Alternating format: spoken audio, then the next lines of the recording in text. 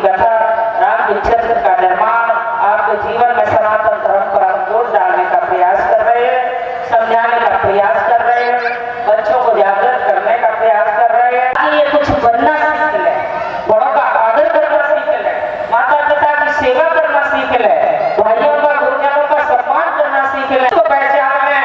और ये सब हम इतने मजबूत हो जाएं कि अपने सनातन धर्म को जागृत करने की क्षमता सीख लें, क्यों हमें बाहर से किसी को लाना पड़े। तो लोग ऐसे भी आ जाते हैं धर्म के नाम पर, हमें सिखाने के लिए आते हैं और हमारे भोले पर का फायदा उठा करके अपना खजाना भर ले जाते हैं। और पीड़ित को जितमान, भोले को जितमान, वो धनी वो सेठ कभी किसी से कह नहीं पाते। तो तुम इतनी क्षमता सीख लो कि कभी भी हमारे ऊपर कोई जीते जाते डांटा न डाल सके, कोई नहीं है।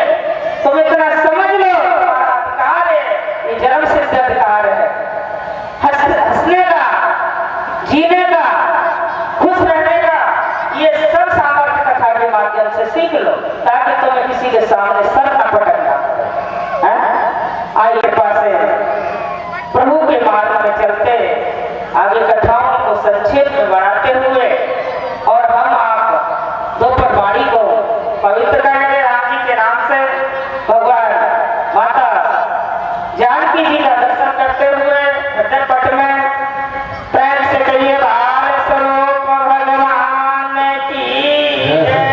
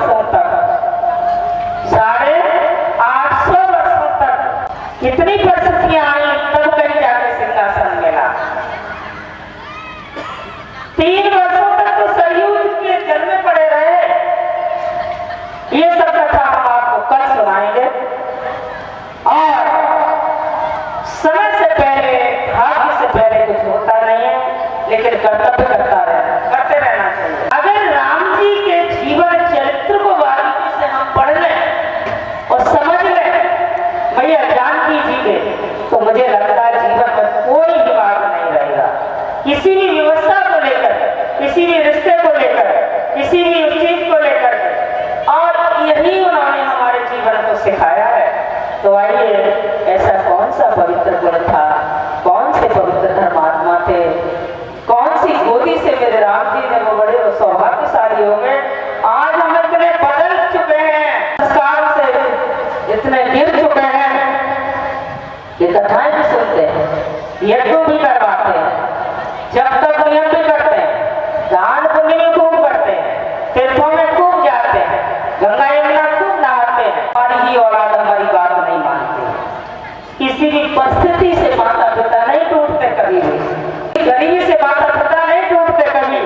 और प्यारे साथियों, माता पिता उस दिन टूट जाते हैं जब संतान उनकी बात नहीं मानती है, जब संतान उनको पीड़ा देती है, बदल जाता है। इसलिए आज युवा पीढ़ी के बच्चों का जो सिस्टम बिगड़ चुका है, और इतना बिगड़ चुका है कि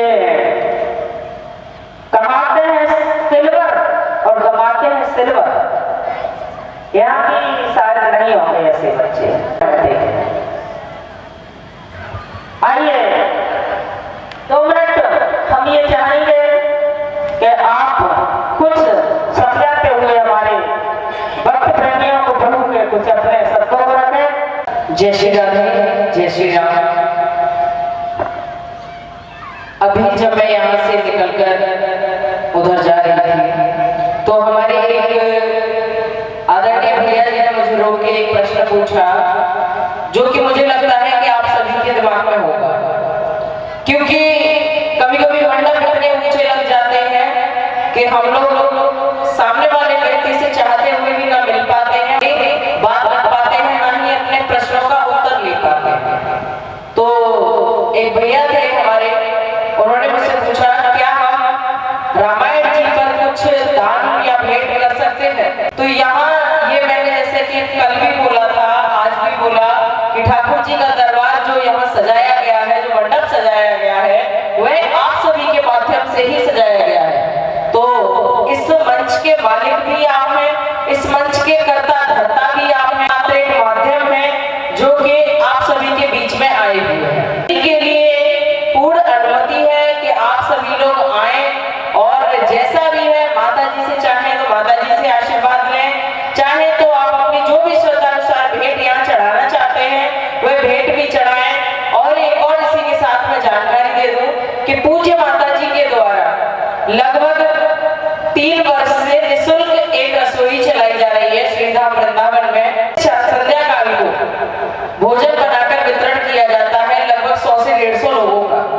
नित्य रसोई का ये भोजन है जो माता जी के माध्यम से होता है, और ये माध्यम कोई ऐसा नहीं है कि हम लोग कहीं और से, यह माध्यम भी आप ही लोग होते हैं। सभी लोगों के ही बीच से वह भी आता है, क्योंकि माता जी का जो भी है वह आप सभी के बीच से आगे आप सभी को ही लौटाया जाता है। इसमें भी यदि कोई सहयोग देना चाहे तो हम लोग जहाँ रुके हुए हैं आप वहाँ किसी भी वक्त आ सकते हैं। कोई ऐसा फाउंडेशन नहीं है कि नहीं मिल सकते। बस रात्रि में थोड़ा क्या है कि यहाँ से संध्या काल में 12 बजे के आसपास हम लोग यहाँ से निवृत्त होते हैं। सुबह 7-8 बजे के बाद आप लोग कभी भी अगर मिलना चाहे या कोई भी प्रश्नावली करना चाहे या कोई भी बैठना चाहे तो आमंत्रित है, आपके लिए खुला द्वार है।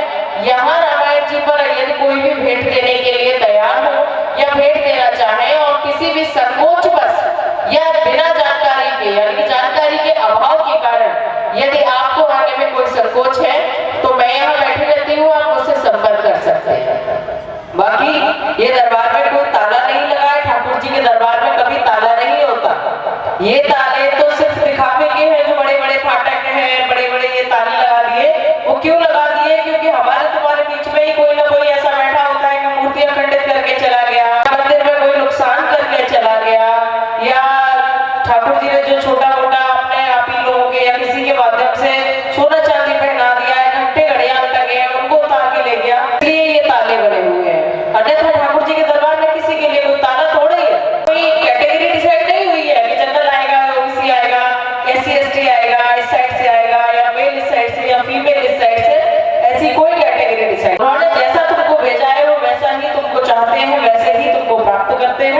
वैसे ही तुमको प्रेम भी करते हैं, तो आप भी उनको उसी भाव से प्रेम कीजिए। जो भी आपकी श्रद्धा है, जो भी आपकी आस्था है, उसी हिसाब से आप भेंट करें। आइए प्रवचन में प्रवेश करते हैं। उससे पहले आप सभी की सुस्ती बढ़ाने के लिए जोरदार जयकारा लगा के बोलिए जय जय श्री राम।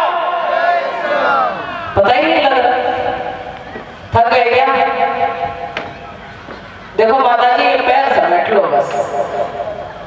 और जो भी लोग आप लोग खड़े हुए हो, मैंने कल भी बोला था, 3 प्रकार के श्रोता होते हैं। 3 प्रकार के। पहला होता है श्रोता, यानी कि इन कानों से श्रवण करने वाला, इस मस्तिष्क से अमल करने वाला। जो भी व्यासी महाराज आपको सुना रहे हैं वह कानों से श्रवण करेगा और मस्तिष्क से अमल करेगा। दूसरा होता है श्रोता, जैसे ये छोटे छोटे बच्चे सो रहे हैं, कोई बड़े भी एक पिलर से टक्के एक आध नींद ले लिए हो तो कोई बड़ी बात नहीं है। दूसरा होता है सोता। सोता कैसे कि घर में मच्छर काट रहे हैं, लाइट भी चली गई, पाटाल में बढ़िया व्यवस्था है, लाइट चल रही है, तो उनके मुंह देखेंगे कैसे आए हैं ये ब्रजवासी, काने तो नहीं है, भेड़े तो नहीं है, लूले तो नहीं है, लंगड़े तो नहीं है, इनको देख के आते हैं। तो कुछ लोग इसलिए आते हैं, वो कौन से होते हैं? वो आते हैं सोटा की कैटेगरी में। यानी सोटा हमारे यहाँ होता है डंडा। आप लोग यहाँ जो बुजुर्ग लोग लाठी लेके चलते हैं उसको मोड़ा नहीं जा सकता ना, वो अकड़ के सीधी खड़ी रहती है, जैसे अभी मैं खड़ी हूँ अकड़ के, वैसे ही अकड़ के। तो आप लोग डिसाइड कीजिए आप लोग कौन सी कैटेगरी में? श्रोता, सोता या सोटा? पहली, दूसरी, तीसरी, कौन सी कैटेगरी में? कौन सी? देखो पीछे हमारे 3 भैया हैं, बस उन्होंने एक उंगली उठा के बता दिया कि वो पहली कैटेगरी में। आप लोग कौन सी में आते हैं? कौन सी श्रेणी में है आप लोग? पहली। तो जोरदार जयकारा लगाइए, इसी के साथ अपनी सुस्ती को भगाइए, क्योंकि उसके बाद हम सुंदर कथा में प्रवेश करेंगे, जहां राजा दशरथ जी के साथ उनकी 3 रानियां, उनके 4 पुत्रों का आप सभी दर्शन करेंगे। आइए प्रवेश करते हैं। बोलिए जय जय श्री राम।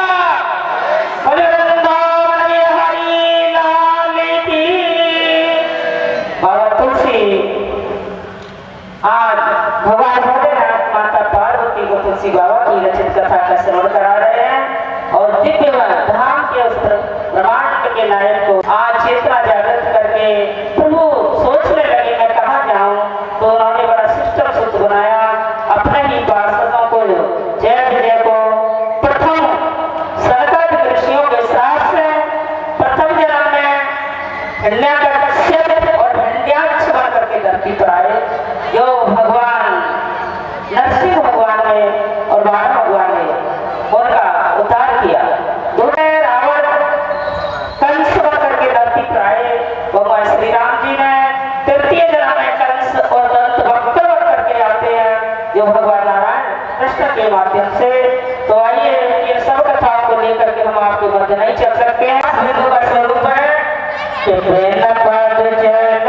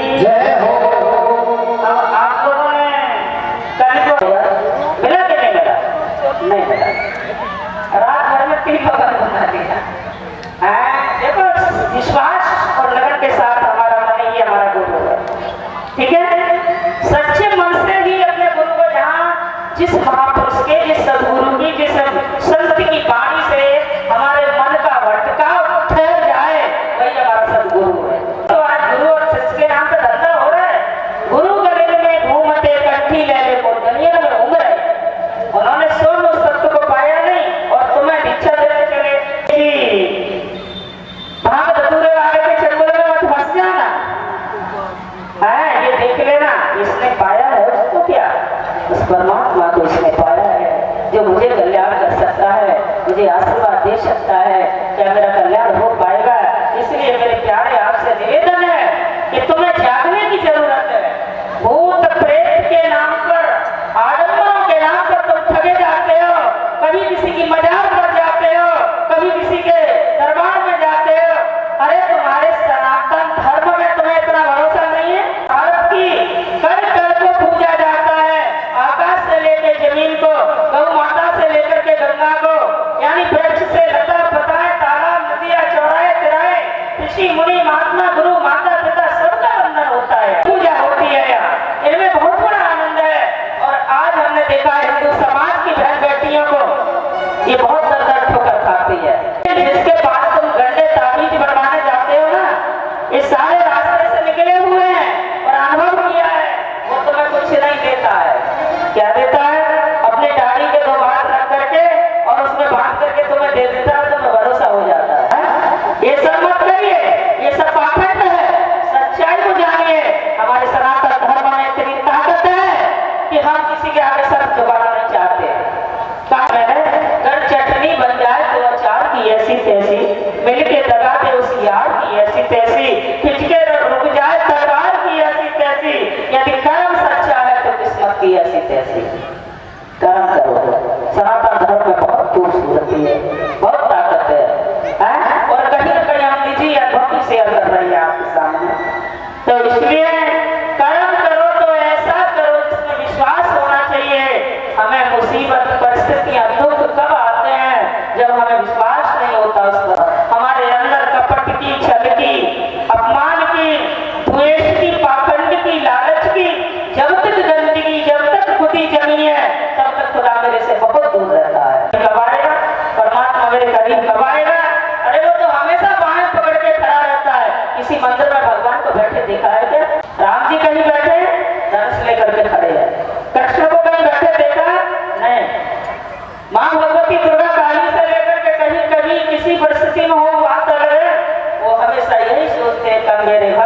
मुझे याद करें। मैं तेरी होगी इसलिए मैं दौड़ करके उन्हें हृदय से लगाऊंगा।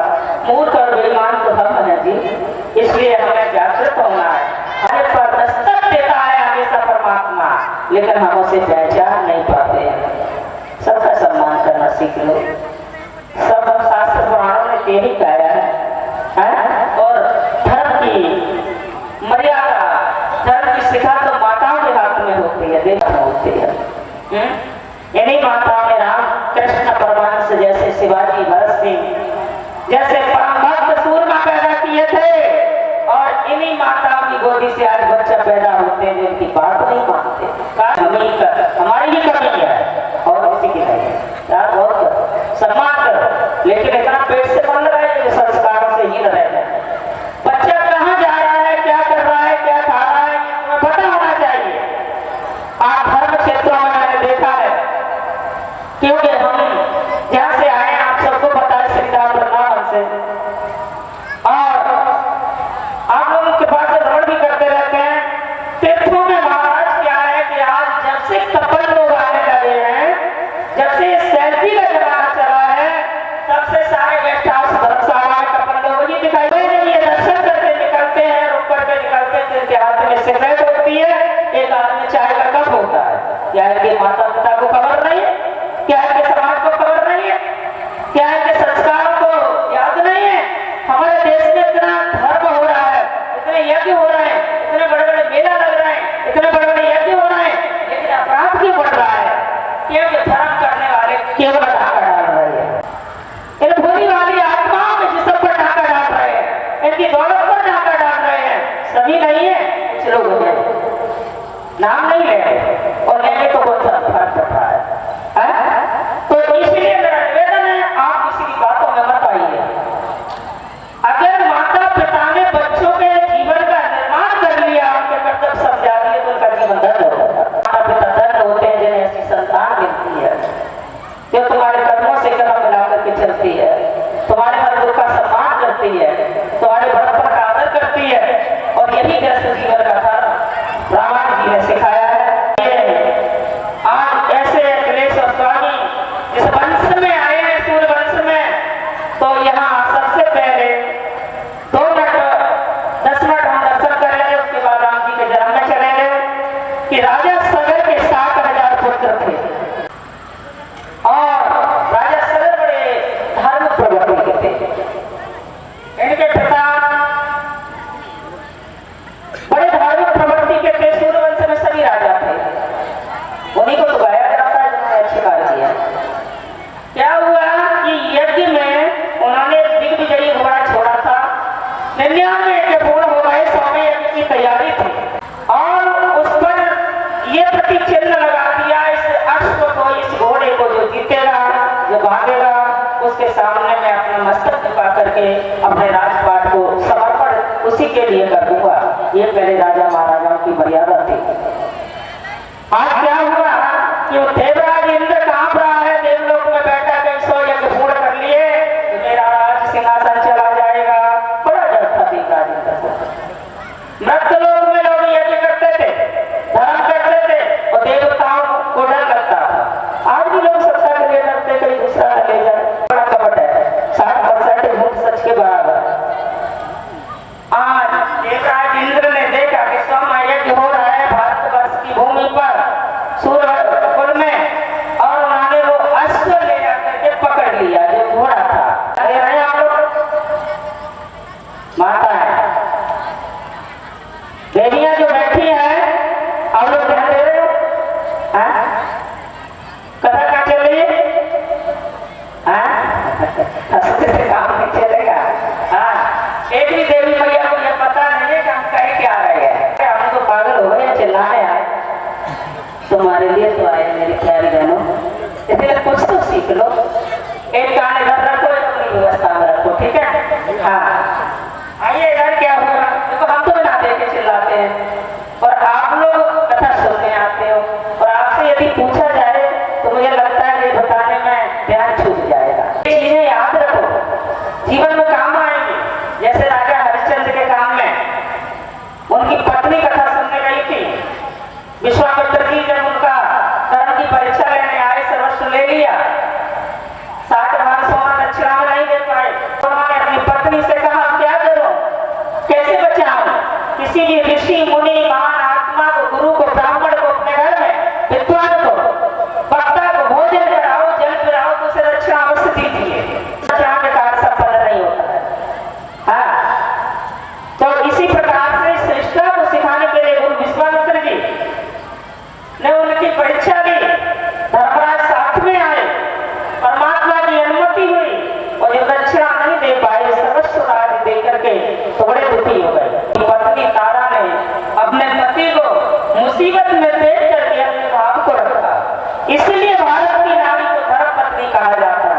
कि वो धर्म कार्य में सदा संगनी, ये तो पुण्य की राशि है।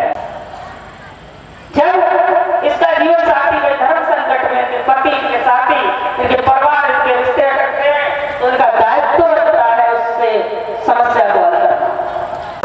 कथा सुनी तो कहने लगी रानी तारा कि मैंने भगवान ने एक कथा सुनी थी बैठ के, उसमें एक शब्द मुझे मिला था। क्या मिला था?